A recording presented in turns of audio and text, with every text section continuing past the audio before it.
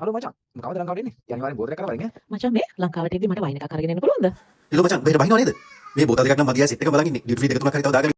ඔබ ලංකාවට යද්දී කොච්චර ඇල්කොහොල් ප්‍රමාණයක් ගෙනියන්න පුළුවන්ද කියලා දැනගන්න කැමතිද? බහුතරයක් එයාලයින්ස් වල ඔබට චෙක් බැගේජ් එකේ ගෙනියන්න පුළුවන් ලීටර් 5ක් දක්වා පමණයි.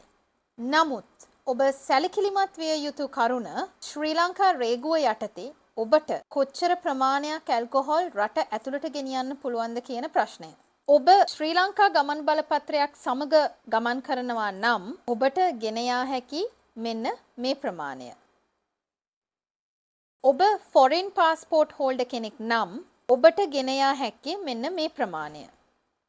එහෙමත් නැත්නම් ඔබට බණ්ඩාරනායක ගුවන් තොටුපළෙන් ඩියුටි ෆ්‍රී එක මාර්ගෙන්ද ඇල්කොහොල් මිලදී ගත හැකියි. හැබැයි නීතිය එකයි. ඔබට මේ ලිමිට් එකට වැඩි ඇල්කොහොල් ප්‍රමාණයක් ගන්න අවශ්‍ය නම් ඔබ ලංකාවට පැමිණි දවස් 4ක් ඇතුළත ඔබට පුළුවන් කොළඹ පෝර්ට් සිටි ඩියුටි ෆ්‍රී එකෙන්ද ඇල්කොහොල් මිලදී ගන්න. ඔබට පෝර්ට් සිටි ඩියුටි ෆ්‍රී එකට ඇතුල් වෙන්න අවශ්‍ය වෙන්නේ ඔබේ බෝඩින් පාස් එක සහ ඔබේ පාස්පෝර්ට් එක පමණයි.